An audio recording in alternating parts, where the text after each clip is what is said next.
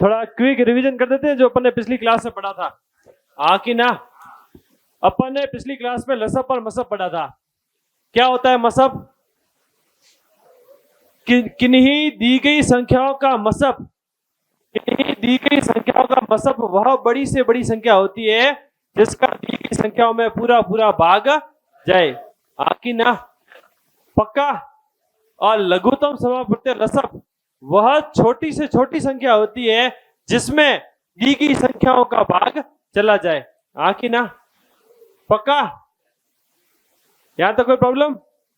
यही पढ़ा था मसब में। मसब क्या होता है? बहुत बड़ी से बड़ी संख्या जिसका दी गई सभी संख्याओं में भाग चला जाए। फॉर एग्जाम्पल 15, 30 और 35, 15, 30 और 45 का महत्तम समापवर्ती क्या होगा? 15, 30 और 45 में 5 का भी भाग जाता है। हाँ कि ना? 3 का भी भाग जाता है, परंतु वह बड़ी से बड़ी संख्या जिसमें जिसका भाग तीनों संख्याओं में जाए, बड़ी से बड़ी, तो 3 का भी जाता है, 5 का भी जाता है और 15 का भी जाता है। तीनों में बड़ी कौन हुई? 15। तो 15, 30 और 45 का मसब क्या हुआ? हाँ कि ना? हाँ। और आपको पूछे 15, 30 और 45 का लसब क्या होगा? कि वह छोटी से छोटी संख्या जिसमें 15, 30 और 45 का भाग जाए। तो वह छोटी से छोटी संख्या कौन सी होगी जिसमें 15 का भी भाग जाए, 30 का भी भाग जाए और 45 का भी भाग जाए? तो आप क्या कहोगे? 90। 90 में 15 का भी भाग जाएगा, 30 का भी जाएगा, 45 का भी जाएगा। 180 भी वह संख्या जिसमें 15 का भी जाता है, 30 का भी जाता है, 45 का भी जाता है। परंतु 180 से छोटी 90 संख्या, जो संख्या 90 है वो अस्तित्व में है जिसमें 15 का भी भाग जा रहा है, 30 का भी भाग जा रहा है और 45 का भी जा रहा है। तो 15, 30 और 45 का लसब क्या हुआ? क्या हुआ? 90। 90 और मसब क्या हुआ? 15। लसब क्या हुआ? 90। मसब में क्या करते हैं? बड़ी से बड़ी संख्या लेते हैं, बड़ी से बड़ी संख्या लेते हैं जिसका भाग दी हुई संख्याओं में जाए, जिसका भाग दी हुई संख्याओं में जाए। लसब में क्या करते हैं? वह छोटी से छोटी संख्या लेती है, वह छोटी से छोटी संख्या लेते हैं जिसमें दी हुई संख्याओं का भाग जाए। 90 में दी हुई संख्याओं का भाग जाए और 15, 30 और 45 में जिस संख्या का भाग जाए वह बड़ी से बड़ी, वह क्या है? मसब। समझ में आया कि नहीं आया? या इन गीत गाओ ये देखो देखो बाथी में समझाओ। ये कंफ्यूजन बहुत होती है। देखो यहां मैं ले रहा हूं बड़ी से बड़ी संख्या, बड़ी से बड़ी संख्या का भाग दी हुई संख्याओं में जाए, दी हुई संख्याओं में, अरे बेटा तो बोलो, दी हुई संख्याओं में जाए। ठीक है? एक कहानी कह रही है म स प, हमें कहानी लिखो ल स प। वह छोटी से छोटी संख्या, छोटी से छोटी संख्या जिसमें यह शब्द की आए हुए, जिसमें यह शब्द की आए हुए, यह शब्द आए तो जिसका, यह शब्द की आए तो, यह शब्द आए तो जिसका, यह शब्द की आए तो जिसका, यह शब्द की आए हो जिसका, यह शब्द की आए हो जिसमें, वह छोटी छोटी संख्या जिसमें दी हुई संख्याओं का भाग जाए, दी हुई संख्याओं का तुलनात्मक रूप से, ये ऐसे लिख लो, दी हुई संख्याओं का भाग जाए, कभी कंफ्यूज नहीं होंगे। ठीक है? ये लिख लो आप साइड में। ठीक है? ई में बढ़िया कोई नहीं समझा सके। हेडिंग लगाओ परिमेय संख्या और अपरिमेय संख्या।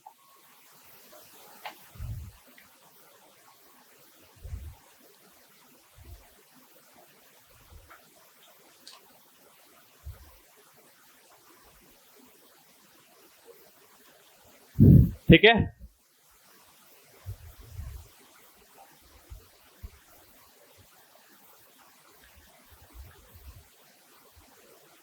लिख दिया? अब सबका ध्यान सामने, हेडिंग लगाओ परिमेय संख्या व उनका परिमेय व अपरिमेय संख्या व दशमलव निरूपण। आगे बढ़ू? आगे ना? अब सबका ध्यान सामने, सबसे पहले हेडिंग लगाओ परिमेय व अपरिमेय संख्या। परिमेय व अपरिमेय संख्या, अपरिमेय संख्या, अपरिमेय संख्या।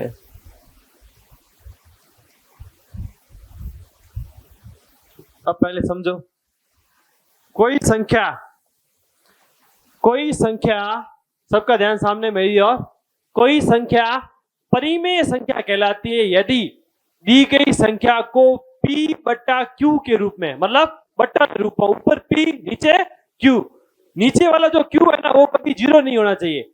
कोई संख्या जिसे P बट्टा Q के रूप में व्यक्त किया जाए जहां Q बराबर not is equal to zero, P व Q क्या हो, पूर्णांक हो। वापिस सुनो, कोई दी गई संख्या जिसे बट्टा के रूप में P बट्टा Q के रूप में व्यक्त की जाए, Q बराबर not is equal to zero, मतलब नीचे हर में जीरो कभी नहीं हो सकता।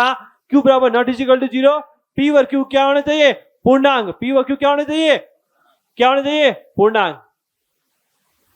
कोई संख्या, देखो ऐसी संख्या जिन्हें P बट्टा Q के रूप में व्यक्त की जाए जहां P व Q पूर्णांक है व Q बराबर not is equal to zero. For example समझो, अभी लिखो मैं टाइम दूंगा। जैसे समझो शब्द आया है पूर्णांक। पूर्णांक कौन से होते हैं, मैंने आपको पूर्णांक बताए थे, नहीं बताए थे? सबसे पहले प्राकृत संख्या है, फिर पूर्ण संख्या है, फिर प्राकृत, फिर पूर्णांक बताए थे। बताए थे कि नहीं बताए थे? 1 2 3 4 5 6 ऐसे अनंत तक, फिर जीरो, फिर -1 -2 -3 ऐसे माइनस अनंत तक। हाँ कि ना? अरे हाँ कि ना? तो देखो पहली बात तो संख्या होनी चाहिए अंश बट्टा हर के रूप में, P बट्टा Q के रूप में, जहां अंश क्या है P, हर क्या है Q, और हर Q कभी क्या नहीं हो सकता, जीरो नहीं हो सकता। क्या नहीं हो सकता, जीरो नहीं हो सकता। ठीक है, और P व Q कैसे होंगे, पूर्णांक। P व Q कैसे होंगे, पूर्णांक। दो पूर्णांक है, 7 पूर्णांक है, हाँ कि ना? और जीरो नहीं है तो 2/7 परिमेय संख्या है, हाँ कि ना? परिमेय संख्या है कि नहीं है? अब -3 पूर्णांक है, हाँ कि ना? 5 पूर्णांक है तो -3/5 परिमेय संख्या है, हाँ कि ना? हाँ कि ना? क्या हर में जीरो है, क्या हर में जीरो है? -3 पूर्णांक है, 5 पूर्णांक है, हाँ कि ना? तो -3/5 कैसी संख्या है, कैसी संख्या है? मुझे बताओ, 3 परिमेय संख्या है कि नहीं है, हाँ कि ना? जब किसी संख्या के बट्टे में कुछ नहीं लिखा हो मतलब उसके बट्टे में क्या है, तो 1 पूर्णांक है, 3 पूर्णांक है, इसका मतलब 1 2 3 4 5 6 7 8 9 10 सारी की सारी गिनती की संख्या परिमेय संख्या है कि नहीं है? -1 -2 -3 -4 -5 -6 -7 सारी परिमेय संख्या है कि नहीं है? तो सारे पूर्णांक परिमेय संख्या है, हाँ कि ना? हाँ कि ना? जीरो परिमेय संख्या है कि नहीं है, बताओ, हाँ कि ना? जीरो परिमेय है कि नहीं है? देख लो, सोच लो वापिस, है कि नहीं है? है कि नहीं है? कितने व्यक्ति नहीं है के पक्ष में हाथ खड़े करो। हाँ ईमानदारी से, हाँ हको नहीं करना के हूँ फांसी थोड़ी लगाऊं। 1 2 3, हाँ एक बड़े सपोर्ट करो, जय बाबेरी, हाथ खड़ा करो। अब सुनो, जीरो परिमेय संख्या है। जब जीरो मैंने लिखा है केवल, इसका मतलब मैं जीरो को 0/1 के रूप में लिख सकता हूं, हाँ कि ना? अपना जीरो कहां नहीं होना चाहिए, ये जीरो कहां है? क्या हर में जीरो आया, क्या हर में जीरो आया? क्या जीरो पूर्णांक है, क्या जीरो पूर्णांक है? 1 पूर्णांक है, इसका मतलब जीरो परिमेय संख्या है कि नहीं है? एक सवाल बड़े पूछा, 22/7 परिमेय संख्या है कि अपरिमेय संख्या है? परंतु पाई अपरिमेय। पाई की वैल्यू जो 3 पाई है ना, पाई जिसकी वैल्यू होती है 22/7, पाई की वैल्यू तो परिमेय संख्या है, परंतु पाई खुद अपरिमेय। ये क्यों अपरिमेय, जब मैं कराऊंगा शांत अनावर्ती अशांत अनावर्ती तब मैं आपको बताऊंगा कि पाई अपरिमेय क्यों है। क्योंकि पाई की वैल्यू होती है 3.145 6 8 7 6 2 3 4 5, चलता रहता है, कभी भी शांत नहीं होता है। जो शांत नहीं होता मतलब अशांत अनावर्ती है, अशांत अनावर्ती होता है तो अपरिमेय होता है। और तो 22/7 कैसा है, परिमेय, क्योंकि 22 भी पूर्णांक है और 7 भी क्या है, पूर्णांक है। समझ आया कि नहीं आया? अरे आया कि नहीं आया? छापो परिमेय संख्याओं की परिभाषा और एग्जाम्पल।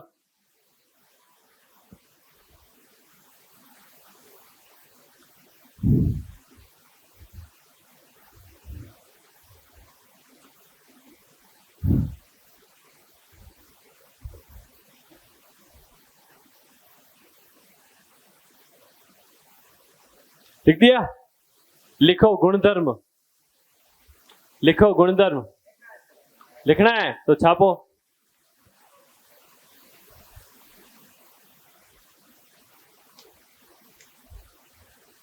लिख दिया नहीं लिख दिया? अरे जल्दी लिखो, नहीं धीरे धीरे की वो।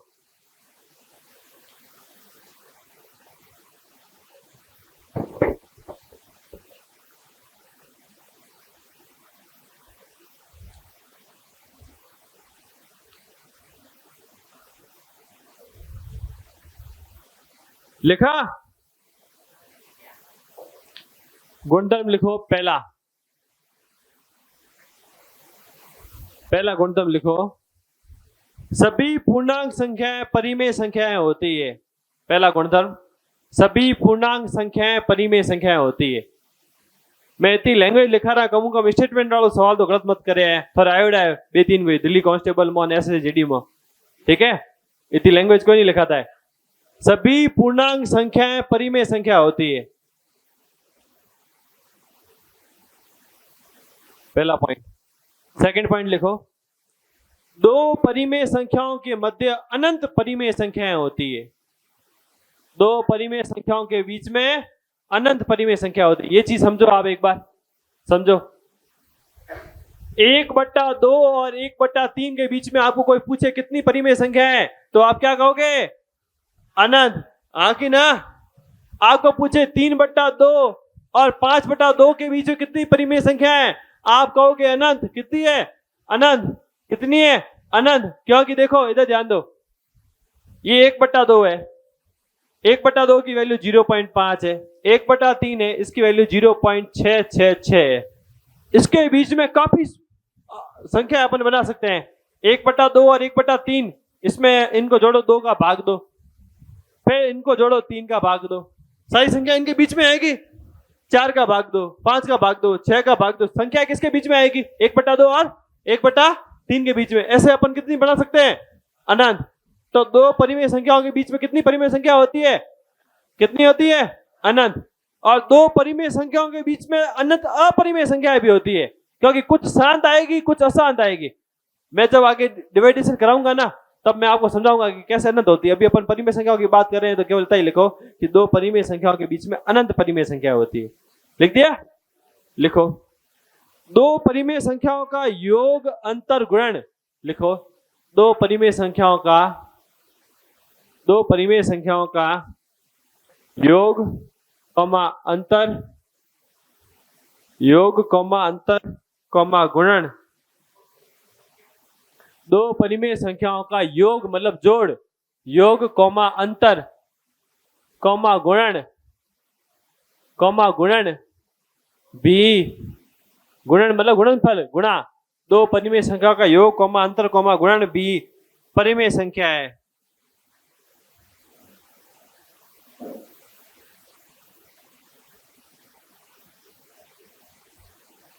लिखो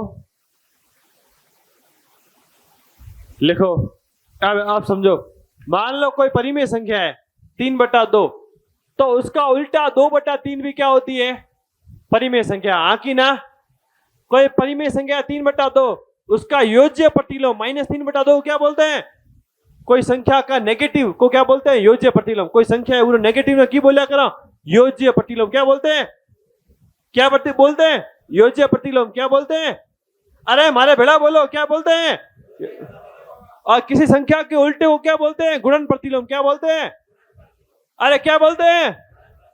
अरे अभी तक आवाज नहीं आ रही, क्या बोलते हैं?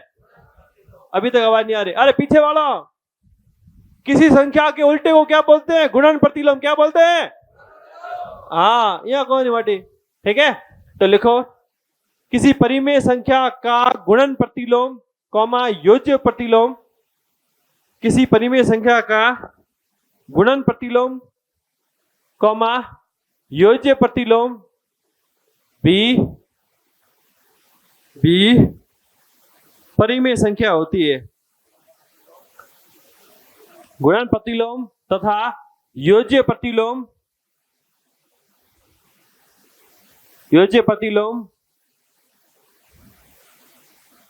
भी परिमेय संख्याएं होती है। परिमेय संख्याएं होती है। ठीक है, हेडिंग लगाओ अपरिमेय संख्याएं। हेडिंग लगाओ अपरिमेय संख्याएं। हेडिंग लगाओ अपरिमेय संख्याएं। ठीक है, लिखो वे संख्याएं, वे वास्तविक संख्याएं, वे वास्तविक संख्याएं जो परिमेय नहीं है। वे वास्तविक संख्याएं जो परिमेय नहीं है।